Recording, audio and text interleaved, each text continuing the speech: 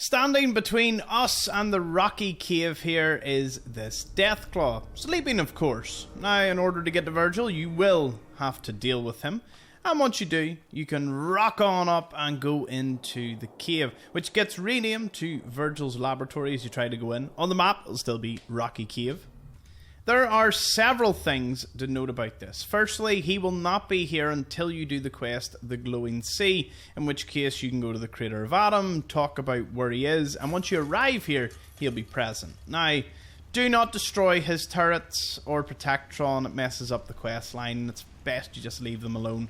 I mean, prior to you meeting him, after which you can do whatever you want. Well, into his cave, or lab, you'll find Virgil himself. And several things to note. One is his terminal. We can have a wee read and catch us up to speed as to what he's doing here. Found an old terminal in the repair shop. Needed repaired, got it working, hard to type, fingers too big. Still looking for materials for serum, only hope now. Obviously, being a super mutant, typing is a little difficult. Materials hard to find. Glowing Sea too damaged by war, did not fully consider implications, was only thinking of survival. Safety from anyone trying to follow. People in the crater may be able to help. Mentally unstable, but apparently immune to radiation. Huldren would love them. Hoping they have a larger keyboard. Children of Antrim cannot help. They are just as starved for materials, but are too proud to admit desperation. Occasionally losing feeling in extremities, slight gaps in memory, trying to remain positive, but a condition deteriorates. Need to reproduce serum soon.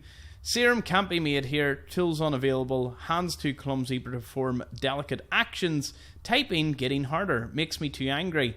No way to get into the original sample of serum, must consider that my condition may be permanent. Now, let's talk about the unique items that you can find dotted about. Hell yeah. The Tesla magazine you can pick up before curing or killing Virgil without any issues, so be sure to grab that. It'll give you 5% critical damage to energy weapons. Rocket science for toddlers.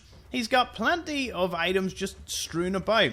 He's also got on him the Virgil's rifle, which does 25 or 50% more damage against super mutants. Again, you only really get it from him if you progress through the quest line. Killing them at any point will of course just gain you immediate access to it.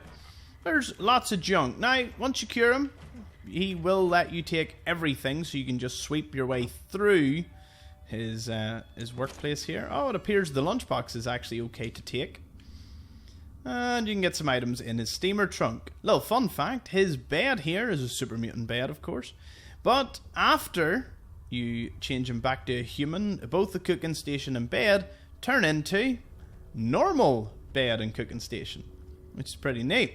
Super mutant bracers and an aviator cap can be found. His robots will always be relatively friendly when you're in his presence.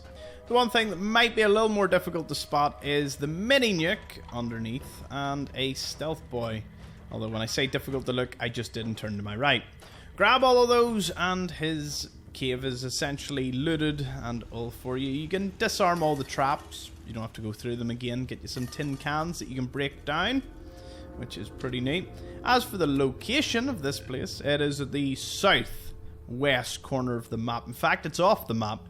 So you'll have to go to the decrepit factory of the Crater of Antrim and walk your way to it. Again, Deathclaws, Rad Scorpions, there's a lot of enemies between you and there.